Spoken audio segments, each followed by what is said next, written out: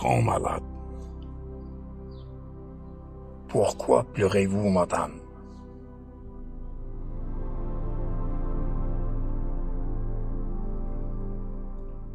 Notre première nuit au service de la chirurgie vasculaire était noire. Aïcha avait passé cette nuit assise sur une vieille chaise d'hôpital, métallique, froide et dure, la tête et les bras appuyés contre le bord de mon lit, souffrant d'une crise de migraine terriblement douloureuse, accompagnée de nausées, de vomissements, d'une céphalée unilatérale et une photophobie, intolérance à la lumière.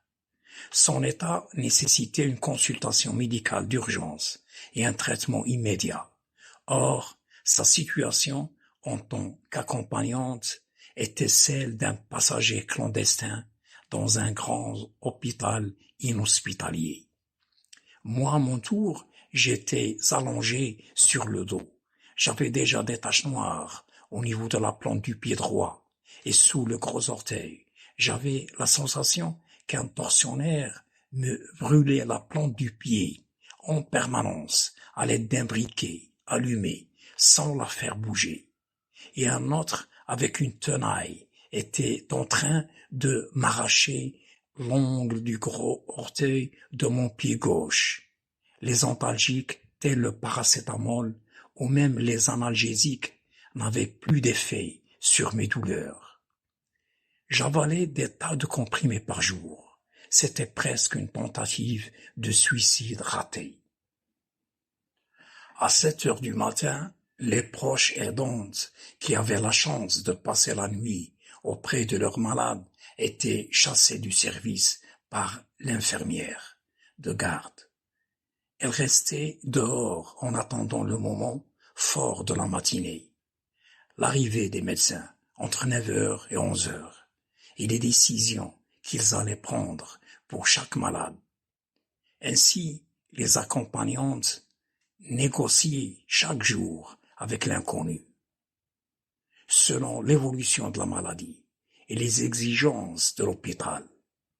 Une ordonnance médicale avec un prix exorbitant pour la plupart des patients, un échodoppler, une échographie, un scanner à faire ailleurs, car celui de l'hôpital était en panne pour ceux qui refusaient de graisser la patte du technicien, et le plus souvent des analyses à faire dans les différents laboratoires privés en notes salées.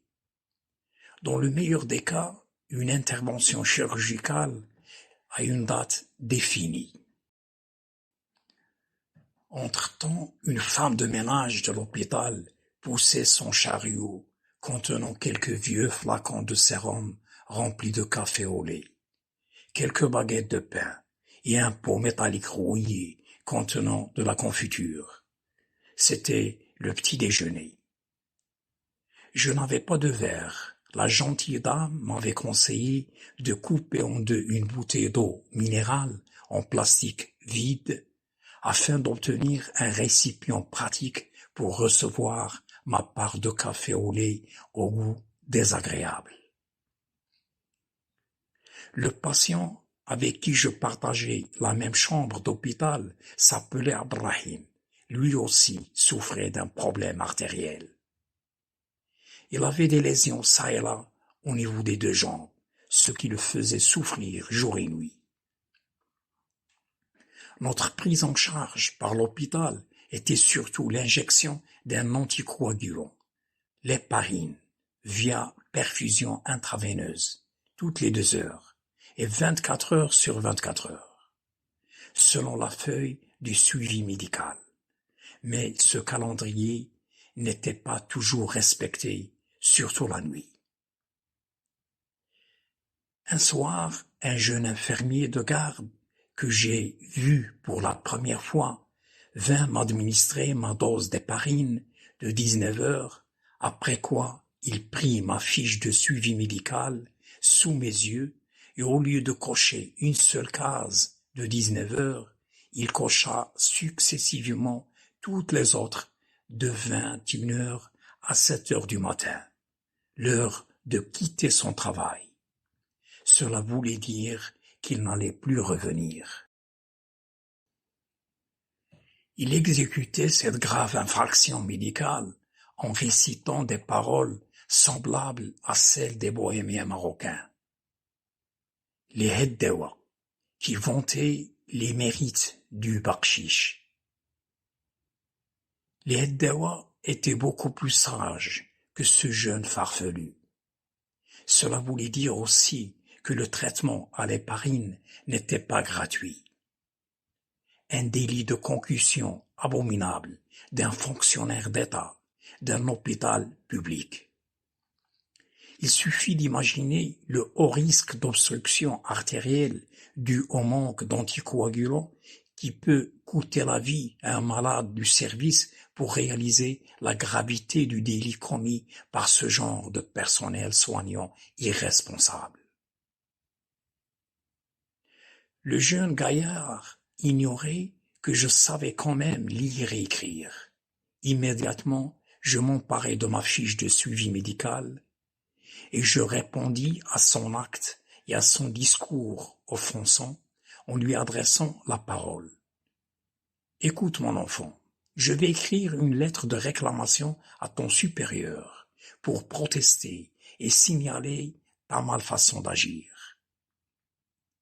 Tu ne mérites pas de porter cette blouse blanche. » Il resta debout sur place, stupéfait, en train de me regarder, prendre une feuille de papier format A4 et un stylo à billes noires. C'était tout ce que j'avais sur ma table de chevet pour profiter des rares moments de soulagement de mes douleurs et reprendre mes dessins. En quelques minutes, j'avais terminé la rédaction de ma lettre, puis la glisser avec ma fiche de maladie sous mon oreiller, sans dire un mot.